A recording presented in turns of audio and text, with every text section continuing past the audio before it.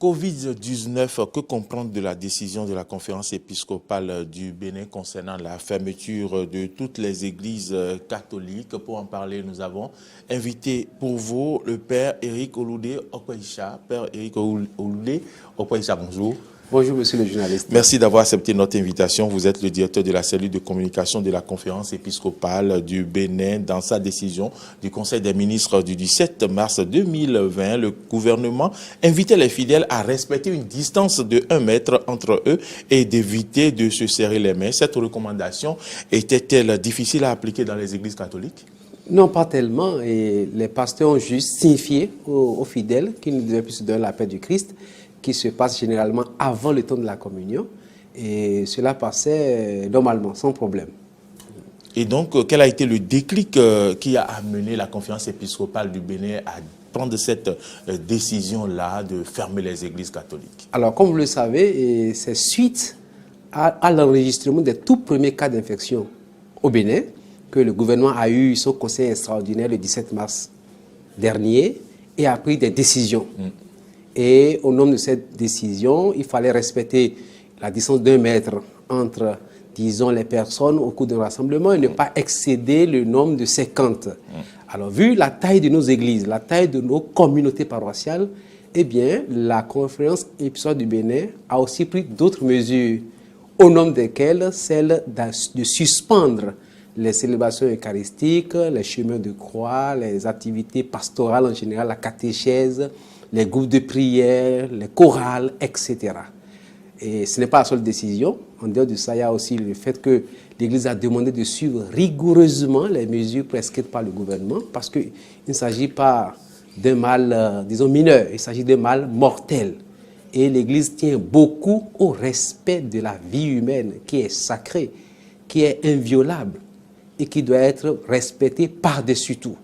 Donc c'est au nom de cela que l'Église a pris cette décision courageuse et inédite, disons, pas de fermer les églises, mais de suspendre les célébrations publiques de l'Église pour le moment jusqu'à nouvel ordre. Alors, vous le savez, il y a beaucoup de catéchumènes donc, qui fréquentent les églises et qui donc, s'y se préparent à la première communion. Il y a également la Pâque qui arrive, et pendant que la conférence épiscopale donnait cette conférence de presse pour donc dire aux fidèles comment faire donc le carême, on était loin de penser à cette épidémie. Comment alors donc comptez-vous passer l'année et aider ces catéchumènes-là qui doivent aller à la première communion et autre chose pour la célébration de la Pâque? Alors, merci pour la question. Vous voyez, votre collègue tout à l'heure a dit « Dieu est Dieu ».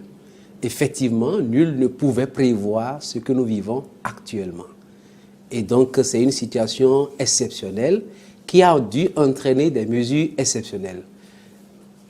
Pour l'instant, nul ne sait comment est-ce qu'on va célébrer la Pâque en communauté paroissiale, est-ce qu'on ne va pas la célébrer en communauté paroissiale, mais nous restons ouverts à l'intervention de Dieu et ce que nous dirons les gouvernants en son temps, vu l'évolution de la situation. Comme vous le savez, c'est une situation qui évolue très vite et donc nous attendons ce qui va se passer. Ce qui est sûr, et pour les sacrements, l'Église prend déjà des dispositions pour que les catholiques, les fidèles ne soient pas abandonnés. Donc, par exemple, en Europe où c'est fermé, il y a beaucoup d'initiatives pastorales. Et peut-être qu'on aura recours à vous aussi pour qu'il y ait des célébrations retransmises par les moyens de communication sociale actuels, par la télévision, la radio et l'Internet, pour aider les fidèles à continuer de vivre leur foi. Maintenant, quand la situation va s'améliorer, ce que nous espérons tous, par la grâce de Dieu, dans un bref délai, eh bien, les catéchumènes seront repris en charge, ceux qui doivent célébrer leur mariage, etc., pourront le célébrer tranquillement. Donc, de ce point de vue, il n'y a pas d'inquiétude et rien n'est perdu, c'est une question de temps et nous prions Dieu, nous jeûnons pour que ce temps-là de désagrément soit très bref. Je ne sais pas, lorsque, oui, il y aura plus les célébrations et autres, mais lorsque les églises sont ouvertes, il y a certains fidèles qui s'y rendent, donc pour prier Dieu. On ne sait jamais s'ils dépasseront 10 ou 15 en quelques minutes. Est-ce qu'il y a des dispositions particulières qui sont prises à ce propos? De toutes les façons, les fidèles sont assez responsables. On leur a expliqué la situation et surtout les enjeux. Il s'agit d'une question de santé, donc ce n'est pas une question de caprice. Alors, on a dit tout ce qui est mouvement d'ensemble, tout ce qui est prier en groupe, il faut l'éviter. Et ce qui est important, c'est de prier dans son cœur et dans son âme.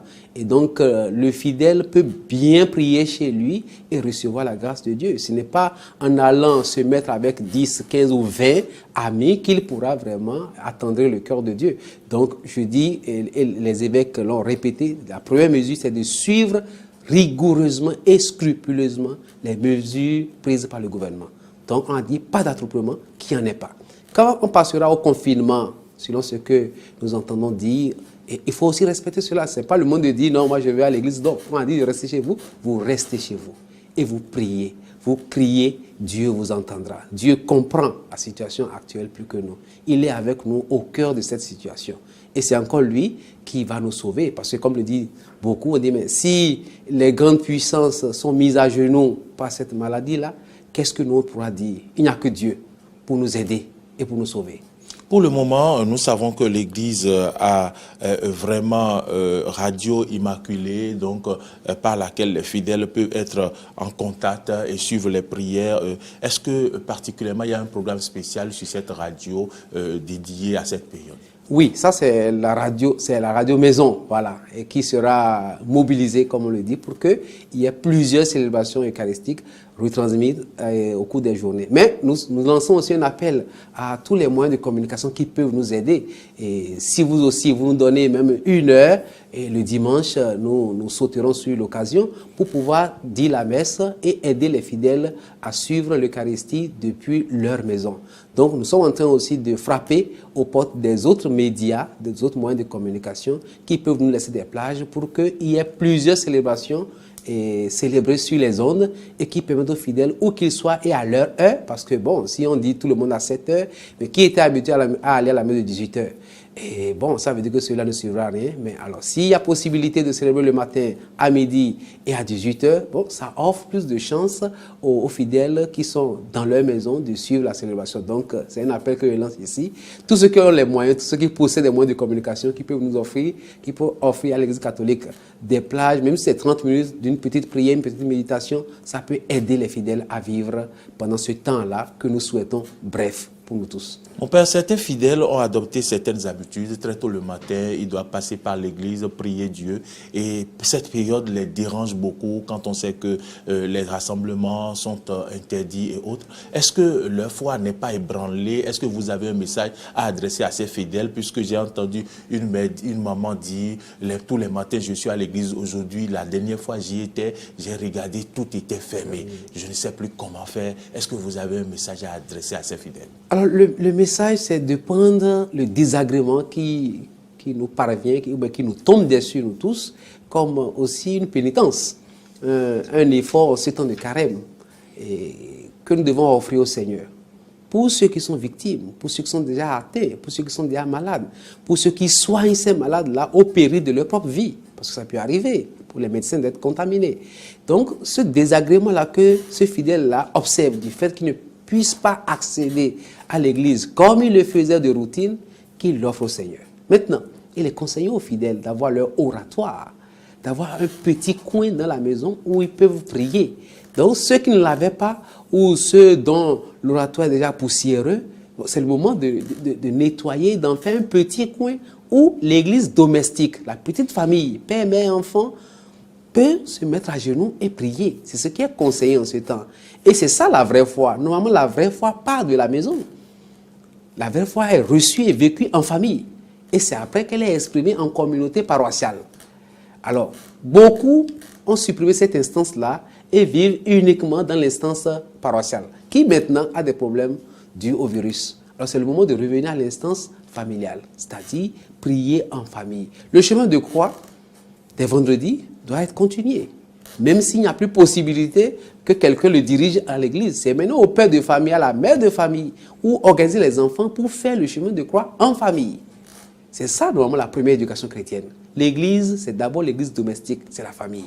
Donc, je crois que c'est aussi une grâce, ce que nous vivons. Cela nous permettra de retourner aux valeurs chrétiennes. C'est de là que part la foi, de la famille. Et c'est après qu'elle va en paroisse et s'étend maintenant en société. Professeur, mon père, votre mot de fin.